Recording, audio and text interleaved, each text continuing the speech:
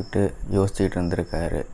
கேட்குறதுக்கே செம்ம சிரிப்பாக இருக்குது. கேட்டால் காலை கடன் முடிக்கிறதுக்கு அவ்வளோ நேரம் ஆகுதான். ஸோ விஜய் திருப்பி உதயநிதி டிஎம்கேவை க்ளோஸ் அப்படி பண்ணிட்டாரு தான் சொல்லணும். ஏன்னா தஞ்சாவூரில் உதயநிதி பேசுனது ரொம்ப அருவருப்பான ஸ்பீச்சாக இருந்தது. அவர் என்ன நினச்சிக்கிட்டு இருக்காருன்னா, இப்படி நம்ம பேசினா பப்ளிக் எல்லாம் நம்மளை சப்போர்ட் பண்ணுவாங்க அப்படின்ட்டு. உதயநிதி தெரிஞ்சு வச்சுக்கோங்க, எவ்வளோ பண்ணாலும் நீங்கள் தான் டவுன்கிரேட் ஆகிட்டு வரீங்க. கடைசி பாருங்கள், 2031 எலெக்ஷனில் டெபாசிட் கூட வாங்காத அளவுக்கு நீங்கள் டிஎம்கே போய் நிறுத்த வைக்க போகிறீங்க.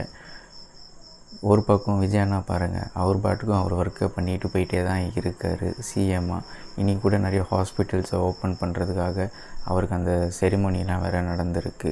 ஸோ இந்த மாதிரி ஒரு லீடர் போயிட்டுருக்காரு. இன்னொரு ஆப்போனண்ட் லீடர் எக்ஸாம்பிளாக வருவாருன்னு பார்த்தா அவர் பேட் எக்ஸாம்பிளாக சொசைட்டி க்ரியேட் பண்ணிக்கிட்டு இருக்காரு.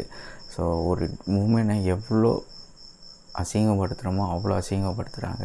ஸோ பப்ளிக்கும் பார்த்துட்டு தான் இருக்காங்க.